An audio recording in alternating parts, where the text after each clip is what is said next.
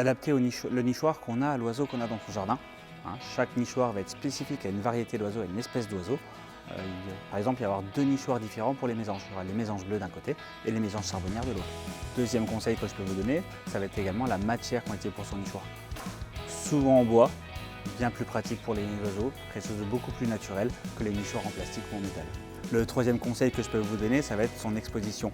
On va éviter de mettre l'ouverture du nid vers les vents dominants, dans l'idéal à l'abri de la pluie et contre les vents dominants. Donc le quatrième conseil, ça va être de prendre un nichoir brut, éviter les matières toxiques, les peintures, les vernis qu'il peut y avoir dessus. Ça peut avoir une odeur et influencer le fait que l'oiseau ne vient pas dans le nichoir. Le cinquième conseil, donc bien penser une fois que le nid est parti, une fois qu'il a fait sa vie, à bien nettoyer votre nichoir, le désinfecter pour faciliter l'arrivée de nouveaux oiseaux le printemps prochain.